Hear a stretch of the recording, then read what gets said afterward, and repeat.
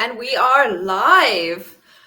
Wow, well, today is a really exciting opportunity to talk about our addiction training, which is launching next week. And we are here with the most amazing Tia Reid. Welcome, Tia. Tia is one of our Nutrition Network practitioners. She's also an HMA-trained addiction coach. She's absolutely amazing. We'll tell you more about her as we get into this. But most importantly, for today's live, Tia Reid is a sugar addict. And so she's going to give us some insight into how this really feels and looks from the inside.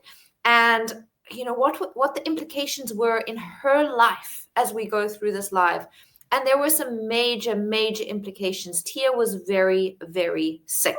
You look at her now, you won't believe it. She looks beautiful and smiley and healthy and vibrant, but this was not always the case. So Tia is here today to share how she went from a case of being really unwell mentally and physically to breaking the cycle of sugar and carbohydrate addiction, reversing her chronic diseases, and moving on to help others.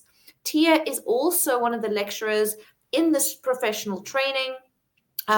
She's absolutely knowledgeable and exceptional in this space. So Tia, welcome. So good to have you. Thank you so much. I'm so excited to be here. Thank you, Nutrition Network, and everyone listening. I hope you find some value in our conversation today.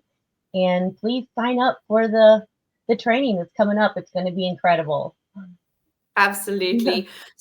So the training, now that you get me onto it, Tia's talking about the professional training. So we've already at Nutrition Network got a training called Addictive Eating, which is like Addiction 101. It's the basics. The professional training steps this up a level where you're going to become more professional when it comes to your knowledge and your expertise in sugar and carbohydrate addiction. You will learn how to screen people. You will learn how to support people.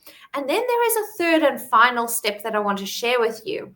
And that is the bundle option, where you will get the addictive eating training, the 101. You will get professional training, this 102, and you will also get an amazing program, which includes live sessions with none other than Britton Johnson, where you learn to become a sugar diagnostician. In other words, you are able to treat and diagnose sugar addiction. If you're interested in the bundle option, if you sign up now before the end of June, you will get $1,000 off. So if you're interested in this, please contact support@nutrition-network.org. So that's an email address, support@nutrition-network.org, to get that $1,000 off the bundle deal. If you are only interested in the professional training, which is coming up launching next week on the 28th, then please also get in touch with support@nutrition-network.org, that's nutrition-network.org, and you will get 30% off that training if you sign up before the launch date next week, which is the 28th. Okay, so those are the specials we have on at the moment. They are all limited time deals, so please make the most of them while they are on.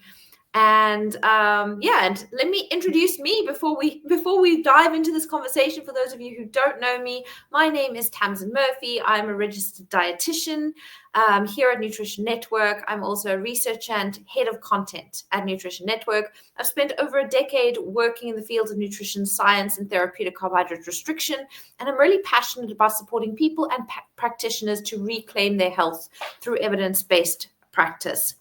But less about me and more about Tia. Tia, can you please get us started by taking us through your personal journey? So start with your background and your own struggle with sugar addiction. When did this begin? And, where did it take you? Thanks. Let me start. The turning point kind of for me was I was so very sick. I wanted to die. I just didn't care if I woke up any morning, and I was someone that had been full of life before. I had been diagnosed with non-alcoholic fatty liver, type 2 diabetes, out of control with insulin pump titration. I wore a CPAP at night. I was obese. I had GERD. I had clinical depression, hypertension, migraines, debilitating migraines that I had to leave work. Um, adrenal insufficiency from a tumor in my adrenal gland, and they had to remove my whole right adrenal gland, and the other adrenal had fallen asleep. So I had to take um, medication for that to keep me alive. Not only that, but I had been diagnosed at my second pregnancy with gestational diabetes. Um, I wish I would have known then that I could have taken some steps, but I kind of was told you have gestational diabetes here, just kind of like cut back on your eating, and no education was given as to what could happen if I didn't change my behavior towards food at the time, which is kind of sad because I think it could have all maybe stopped right then, but it didn't. And I was, when I was told I had non-alcoholic fatty liver, it was very common and that many people had it, and that it was kind of just the cards I had been dealt. Um, I actually had one of my providers tell me that that's the cards I had been dealt, and that there was more to come, and that my type 2 diabetes was chronic and progressive, and that there would be more issues to come. And I just didn't know how this could be. How could this have happened? I was really kind of thin by nature all my life. And I just after the gestational diabetes, the next thing that came was hypertension. Um, and then everything just kind of like spiraled out of control. There was so much guilt and shame too around food, that it was unbearable at times. My family was really worried about me. They were concerned, and at this point, my children were a little bit older, and they had seen my transformation from being a person full of life and joy to just wanting to sleep all the time, and um, it just was really bad. And one of my family had heard of low carb nutrition healing other people, and I reached out to we heard of Dr. Sywitz, who will be in the training, which is incredible. And I had my first consult with him. He kind of told me that I had a carb addiction, and I like a little light bulb went off in my brain. I'd never heard of this before because um, actually I was a director of nutritional services for 15 years at a local hospital, and no one said that there. People were allowed to eat. As diabetics, pancakes and biscuits and syrup, sugar-free syrups and all kinds of stuff like that, and the hospital setting. So I just it didn't ever occur to me that I could have an addiction. You have to eat to live, right? So how could this be? But it just awareness is everything. And I sat down with my family and I said, I've been diagnosed with addiction, just the same as an alcohol to an alcoholic or drugs to a drug addict, and I need your help. We need to get rid of all this stuff out of our house. I need to change my lifestyle differently. And we sat down and they were all on board for it, of course. But I had a lot of physical warnings, so my addictions had manipulated everything. My logic, my outlook on life, everything biologically, psychologically, spiritually, and socially. And for years, I was told to eat what I wanted in moderation and just give myself a bolus of insulin. And I had no awareness, that insulin was a fat storage hormone, and that I was constantly giving myself insulin, that there was no way I was going to be able to lose weight or get into those fat stores. Circling back a little bit, I actually at my largest in between 250 and 260, I kind of toggled there. I went with a friend to investigate having some weight loss surgery, and they actually told me in that appointment that I needed to gain more weight and come back, that I wasn't heavy enough to have the surgery. Um, so I'm very thankful that I didn't have the surgery and that I found this way of life. Um, you know, not only that, but Dr. Silas was the first to tell me that it wasn't my fault and that I wasn't alone, and that the ultra processed foods and sugars had really just hijacked my brain, and that I needed to heal my brain first. So that's really important for everyone to know. Um, Yeah. Once So Tia, knowing, yeah, I'm going to interrupt you there because I think we're moving on to the very important topic of like that turning point for you. And before we move into that, which I definitely want to, I know everybody wants to know how did that realization come upon you? yeah, How did you identify with that? All those kind of things. Then what did you do? But before we do that, just to circle back to your experience, there were two things that I wanted to investigate further. One, you said that sugar addiction affected so many aspects of your life. You spoke about spiritual, psychological, physical, social, your outlook, the way you saw the world, the way you interacted with the world. I mean, those are huge claims. Can you maybe just give us some examples of what you mean there? Like, how could sugar sure, addiction impact? I mean, we know realize obviously chronic disease wise, physically, you had all these conditions: diabetes, sleep apnea, adrenal, insufficiency, all these things. But other than obviously eating too much, getting fat, I'm obviously yeah, yeah. simplifying, and we can go into that, which it isn't about everybody. But you know, it sounds like you're implying that it's far more far-reaching. Can you elaborate on that for us? Absolutely. Well, spiritually, I had a loss of meaning, a loss of faith. I didn't want to connect with anyone. I isolated myself often. I was very fearful all the time and worried. I even didn't go to family functions. I would make excuses to stay home and isolate myself and eat in private when no one was looking. I even had my own stash of stuff that I hid from other people in my closets. I tell people I even stole morsels of chocolate for baking chocolates, and I put them in a Ziploc bag and in my underwear drawer where no one knew to look there, so I could get my fix.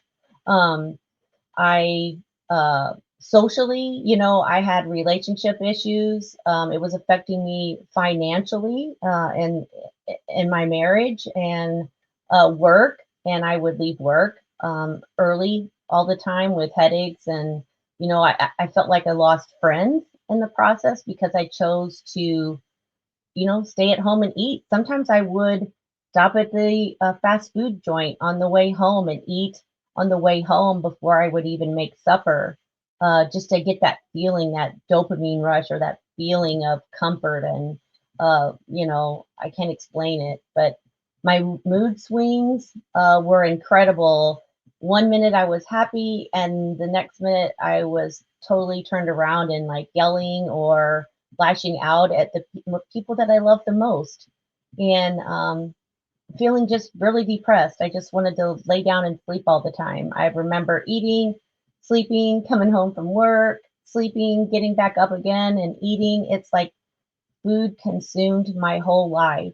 Um, and it didn't matter, what kind of food. I kind of was a bready. I liked bread and salty and savory things, but I liked candy too. Like as young as 5 years old, I remember stuffing my pockets with these gummy candies that were full of sugar, orange slices, that my grandma had, and I would just stuff my pockets with them. And I didn't realize then, but it progressed earlier and later, because addictions more than coexist. They interact and they work with each other, and they kind of turn into other things, which I'm glad we'll be talking about in the training about addiction interaction disorder. But at the age of 13, then I started smoking. It was really popular at the time, but um, I got a rush from that, and then my parents kind of divorced, and I was a people pleaser. I wanted to satisfy and please other people. But I remember the smoking progressed into partying and drinking and late night binging in high school. And I went to, I was, my freshman year, I was only 13, 14 years old. So I was early into school, but then my uh, grades kind of declined, and my parents found out that I had been smoking marijuana, and I felt guilt and shame, and thankfully stopped that. But the late night binging and eating, caused a lot of weight gain. And I ate around the clock, snacking around the clock, always having something in my car or my purse. Um, and then I tried dieting. As I got older, then I tried dieting, diet pills, excessively running. I would join running clubs and did half marathons, excessively exercising. So it kind of like, I don't know, did everything excessively for that dopamine rush. Um, and then as I got older and started having children, it led into other things. And addiction just, before I had insight, I had many problems. But now I know that addiction is one disease with many outlets. So, I had energy loss, mood swings, financial problems. I started to not have any social life, and I'm a very highly social person. Um, many illnesses, and all these were related to addiction. And if you think about it, and when I was educated, and we can get into that later, I found Nutrition Network, and my education there on insulin resistance and how the root of all chronic disease is insulin resistance. And chronic stress, processed foods, ultra processed foods, sedentary lifestyle, seed oils. I was, all these things were me. And you can change your life if you change your food. And I want people to know this. There's hope for everyone out there. You can get rid, and today I don't have any of these diseases that I had before, and I'm so very thankful. But every time I want people to know, every time I went to the doctor, there was another medication. I have so many medications here. I have to like write them down because I can't remember them all. So, I had gestational diabetes too. I had a lead procedure done from cancer cells that were found in my cervix. I had acute pancreatitis. I was hospitalized on a TPN bag 2 times because my pancreas just couldn't function correctly. I was And also that's on 20 different painful. life. Yeah, it was so painful. I didn't know what was happening there. I thought maybe I had a kidney stone when I went in. Um, I was on 20 different lipase pills a day because my body just couldn't metabolize the food I was eating. Um, I had a bladder sling. I had breast lumps surgically removed. I had a large kidney stone stuck in my ureter and went septic, um, and was in the hospital for several weeks on a vent. Um, Fatty liver, I had Cushing's syndrome, which I had that for so long. And when I got my adrenal gland removed, then I was on, um, medications, hydrocortisone, dexamethasone shot I had to carry along with me um, if I was ever in an accident because I didn't have a fight or flight. Um, I had 3 grapefruit-sized tumors removed and a radical hysterectomy, um, sleep apnea, depression, gout, and high uric acid levels, um, obesity, GERD, and then chronic pain. And for the chronic pain, I was given Norco or Vicodin. Some people might know that name more, but I would take that every 4 hours as needed for chronic pain. Um, some of the medications I was on was for my mental health because it affected me mentally. Cymbalta, I was on 90 milligrams of it, and Wellbutrin, 300 milligrams a day. And um, allopurinol for the uric acid levels. I was on insulin pump. I wore an insulin pump and just anywhere Wow. from 180 to 200 units of insulin a day. I would just eat what I wanted in moderation. And that's what I was told. I was told to eat from diabetic educators. I wish I only had you, Tamsin, when I found Oh, out this as a dietitian. that is, knows what this is all about and that you can reverse these things. Wow.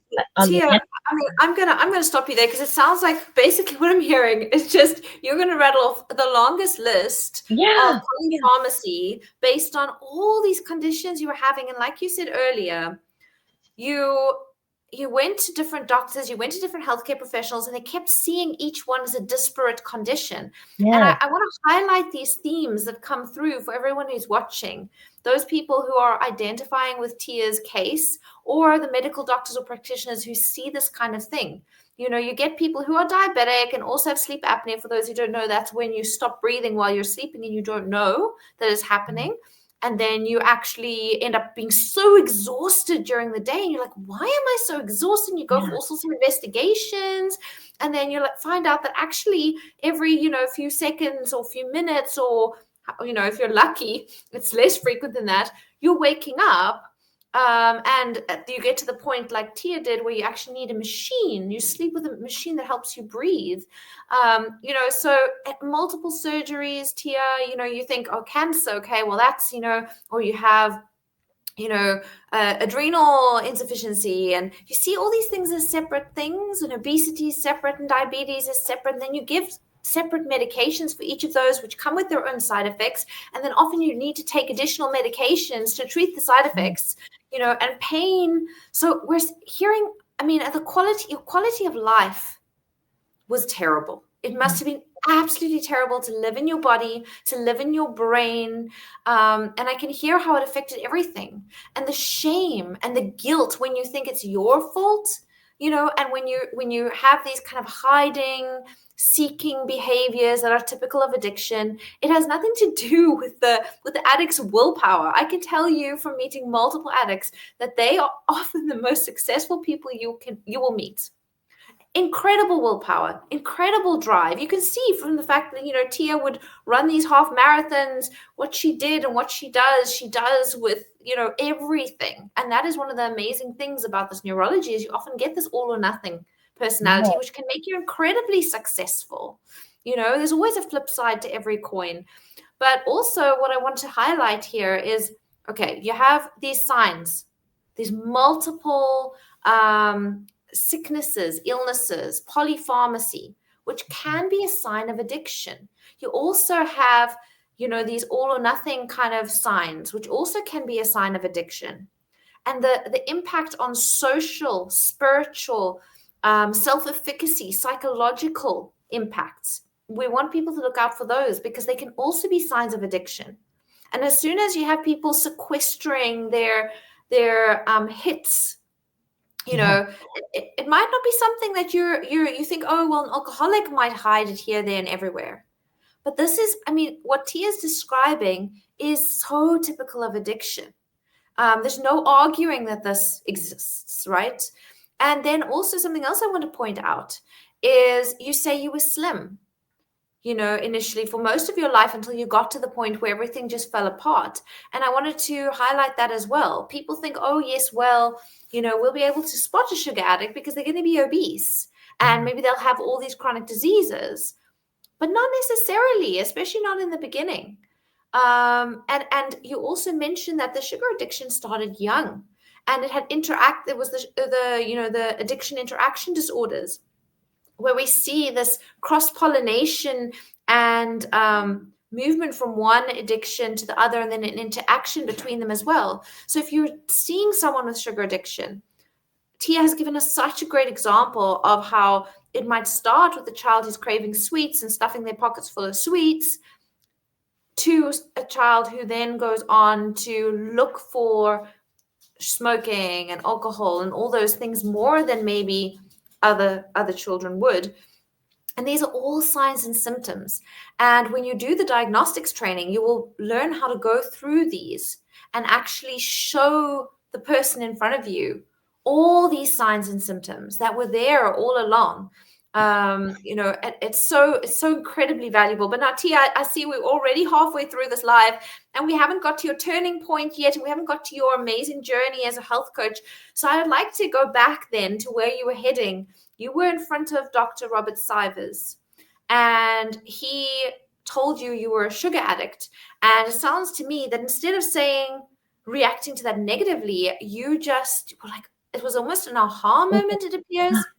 Yeah, it You was was like, yeah, yeah, that's me, and I'm not to blame. It is a disease. It is not my fault. It must have been such a weight off your shoulders. Do you want to tell us that process and then where you went from there? You mentioned you spoke to your family and then what you did. Take us from Robert Sivers's office onwards, please. yeah. And well, first, after sitting with my family, and we knew that there was hope and that I could change my ways, the first line of defense for me was to eliminate sugar and carbs from my life. So we gradually, in steps, first I eliminated sugar-filled drinks, and then we went on to changing out all my fat sources to real whole animal-based fats, and then focus on real whole foods, nothing from a bag or a box, and look at all my snacking and eliminate my snacking, because snacking is always an emotional event. So instead, I had to replace the snacking with, walks in nature, calling a friend, reading a book, educating myself on um, addiction via podcast, books. For me, I ended up leaning towards educating myself through Nutrition Network, which is an amazing platform. I thank Nutrition Network so much for, I feel emotional about it, for all the knowledge, because knowledge is power. And it helps you stay in remission. It's a beautiful thing to find your tribe and community, because community is the opposite of addiction, because you're not isolating yourself anymore. So, staying in a community and knowing that relapses are going to happen. You have to know your triggers, your cues, your warning signs, and manage your cravings, finding a community and a doctor and a multidisciplinary team to manage your uh, cravings, your hunger, your feelings of deprivation, your stress, and your social situations is key. And I'm still an addict today. So I have to choose recovery every morning. So, that's my first thing I do is I look at myself in the mirror and I said, today's the day. You're going to be sugar free. You're going to be carb free. And I'm going to continue to do that my whole life, because if I go back to eating the way I was before, all those conditions will come back again. So, Oh, take it seriously. Take it seriously and find your community, and get screened. Screening is the first thing. Knowing that you're an addict versus a harmful user, which I know you've talked about recently. Um, so that's a big deal, because moderation doesn't work for addiction. And that's what I had been told to my whole, in the beginning of my journey with my other providers, that, moderation's okay. Well, for an addict like myself, moderation is not, it's, will just keep me in my sickness. So, you know, I choose life now. So choose life.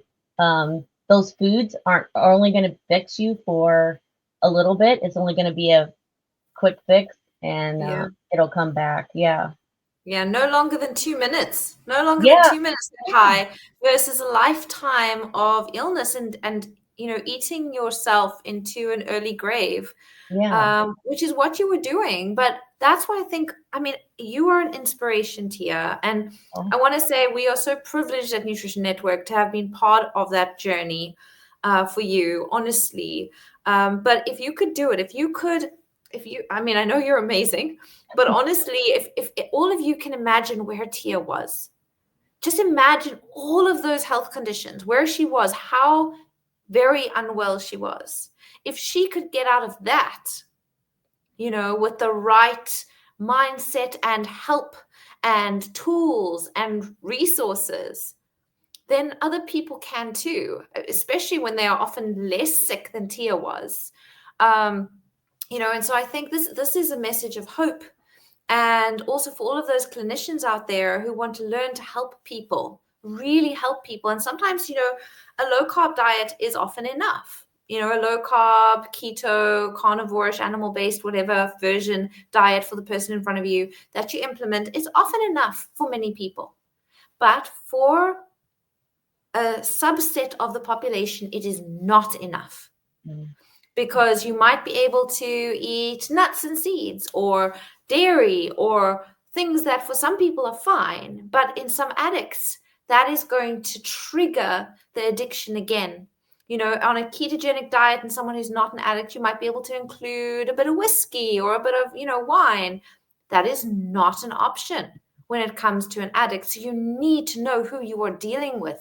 And if you're finding that your intervention isn't working on the person in front of you, or a few months down the line isn't working, you need to ask why. Now, that can all be preempted if you know what you're doing and you screen, as Tia so rightly said, for sugar addiction, so that you know straight off the bat who you are dealing with. And from there, if it looks like there could be addiction, then you go on to do diagnosis and treatment and work with all of these. It's not, as you said, Tia, I want to just reiterate, it is a complex disease. It is not simply throwing keto at it.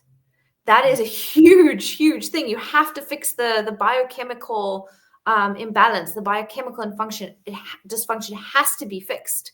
But you need more than that. You need support. You need tools. There's lots of things. And that's where this training is so, so important. All these modalities, all these tools, all these interventions that Tia mentioned, they will be covered in the training, which is why the training is so important. So Tia, maybe let's go on and tell us where you went from there. You managed to, once an addict, you're always an addict. So you have to work within that. It's kind of like if you're a diabetic, you're always a diabetic, but you can put yourself into remission, right, with diabetes.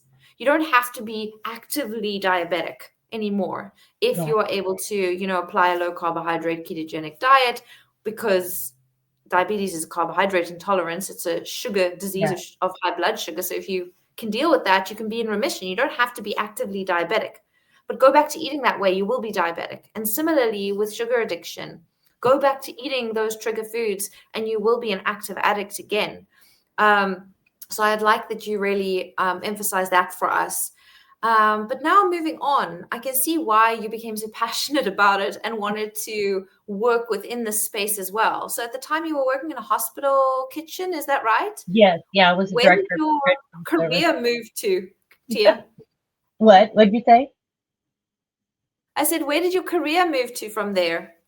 Okay, so through my journey, I know I'm mentioning Dr. Cyrus again, but he's my hero. He encouraged me to go get some certifications, and one of them was through Nutrition Network. And I reached out after taking, I got my accreditation through the SMHP first, Society of Metabolic Health Professionals, and followed the Nutrition Network path, and realized that there was a coaching certification program. So I am honored to say that I was one of the first 12 that graduated from that. And it's helped me on my path as well as helping others. It's helped myself. And I found my whole tribe there, and I'm friends with people all over the world now. It's pretty magical. And then after that, I ended up finding work with Dr. Tro Falasian as a health coach. And that's where I work now. And I've also, through my training, met Bitten Johnson and followed her training in sugar diagnostic tool to use it, and also in her holistic medication for addiction, which is one of my favorite certifications. So many great educators in that program, including Paul Early and Roger Nelson and Dr. Brigitta Bruns, all those people that we'll be hearing from, and Vera Tarman in the training that's coming up. I'm really excited to hear from them. I've had some education from all of them. So like I said, knowledge is power. So the more you can educate yourself on addiction, the better. And I love Nutrition Network. I continue to take their courses as much as I can. Um, and I just want to tell everybody, you're not broken, and you're not alone. And recovery takes time.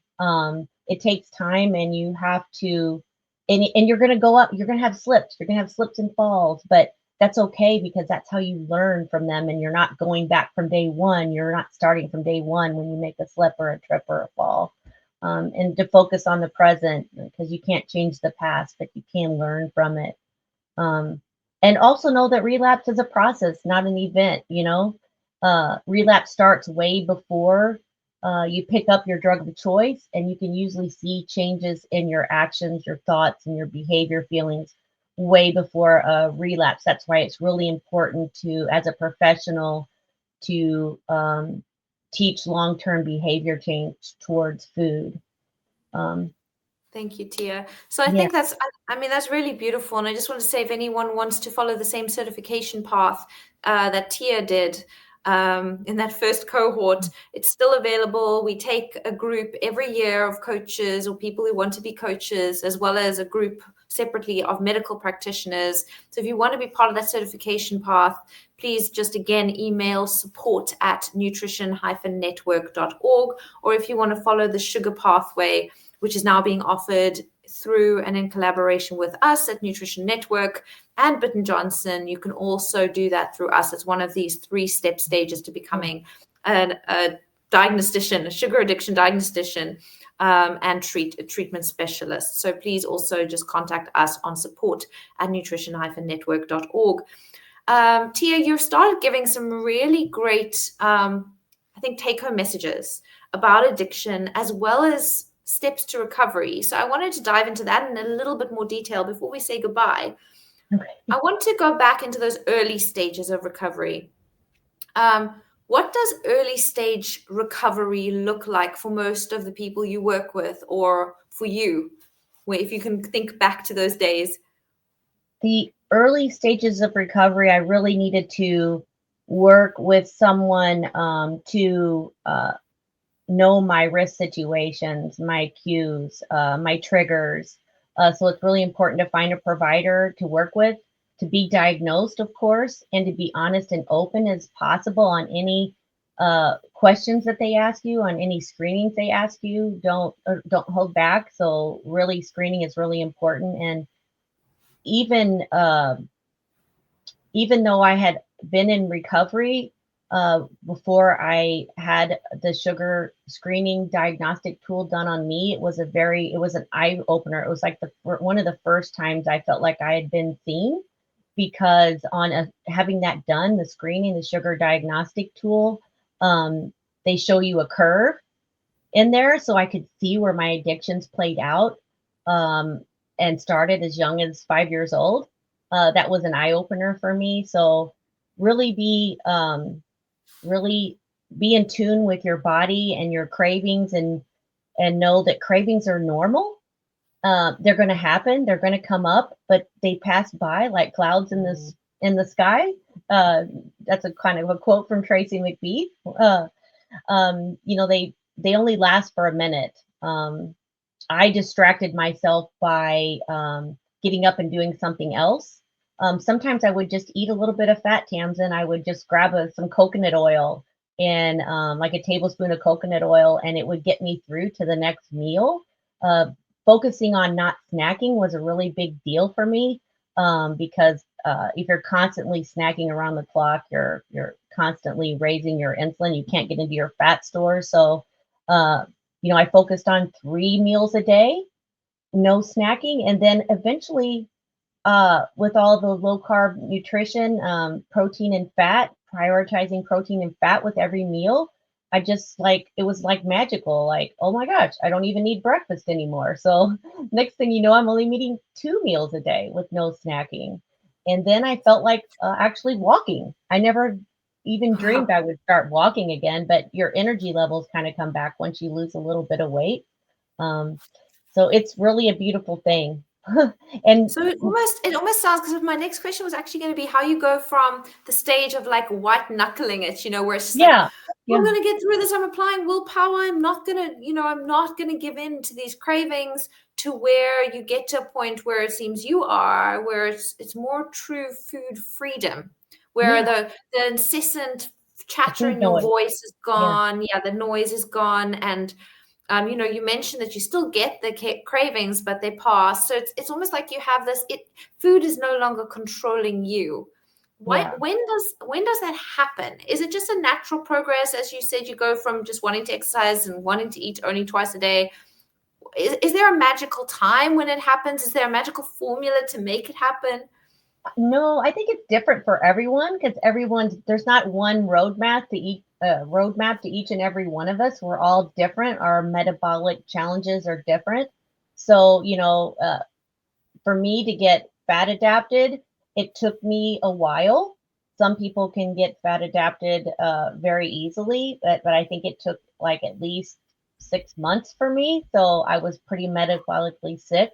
It can take Wow. longer, but I just had to recall the negative consequences of eating those foods that I had Yeah. before and focus on one meal at a time, one day at a time. And some days it would be 1 hour at a time. I'd have to tell myself I can do this. Um, but it's beautiful not having to white knuckle it through it anymore, you know?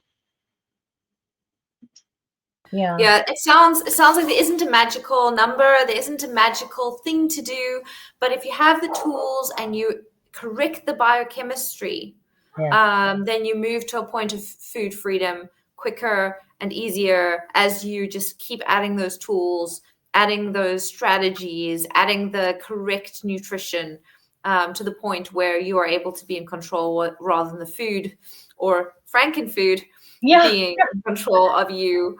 Tia, before we end, I wanted to ask, what do you feel are the biggest myths and misconceptions that are out there about sugar addiction?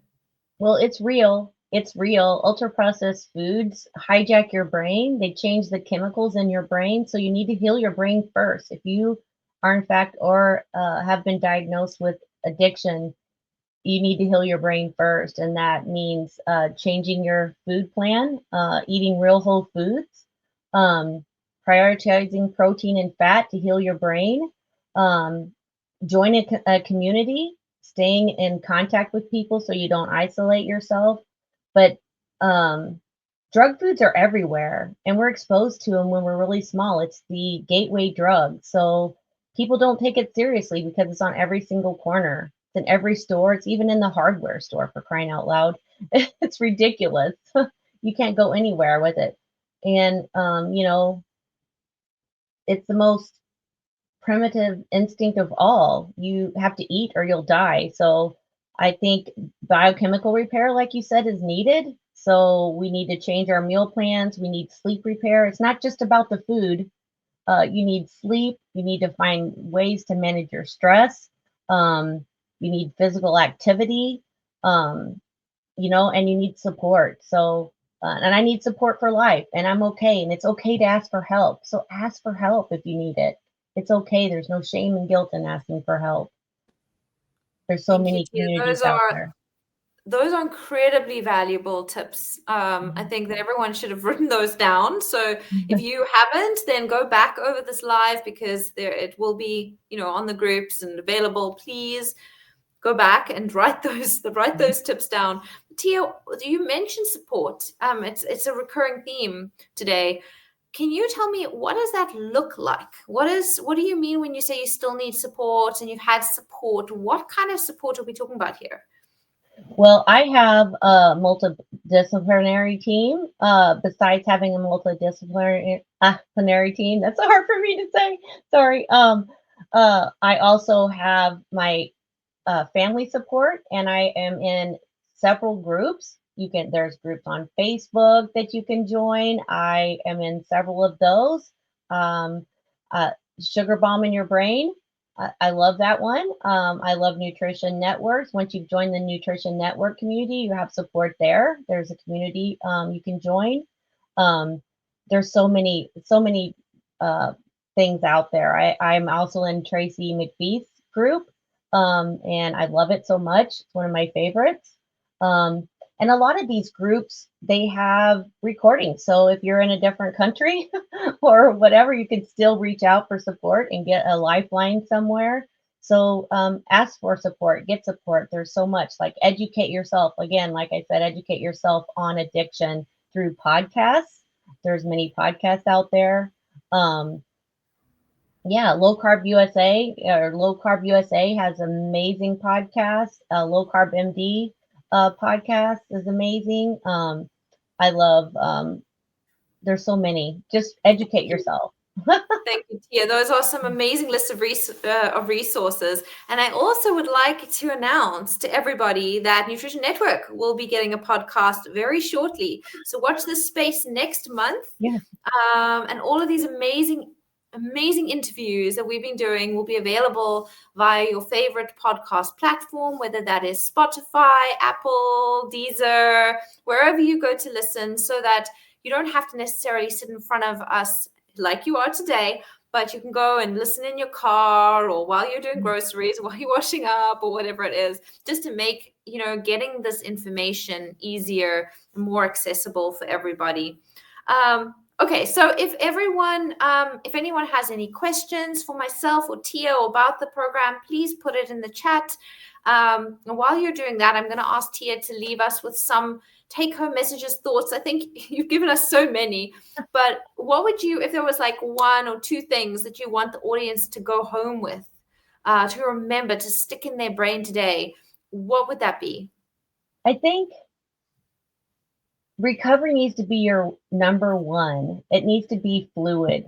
It changes as your life changes. And if you're not in recovery, you're working your way towards a relapse. So don't be afraid to ask for help, and practice seeing the good things in yourself now, and that there's plenty to love about yourself right now, and that there is hope for all, and you can change your food and you can change your life. Wow, that's beautiful. Tia, thank you so, so much. You have left us with so many nuggets that I really think I'm going to have to go back over this and write some notes. And I hope everyone else does as well. Otherwise, you can also join Tia and see Tia in the latest professional training. If you sign up before the 28th next week, then you will get 30% off. Or if you're more interested in getting the bundle, which includes the professional training, for $1,000 off, you can sign up for that before the end of next month to get all three trainings rolled into one. It's quite an amazing saving, and it won't be going on forever. So sign up for that bundle so that you can be a completely comprehensive sugar specialist. So look out for that, and contact us on support@nutrition-network.org. Tia, thank you for your valuable time and expertise and experience and being so vulnerable and brave by sharing everything that you have today with us. I know that you have made such a huge difference in so many people's lives just in this hour, as you continue to do through your coaching and your lecturing. So thank you very much. And goodbye to everybody out there.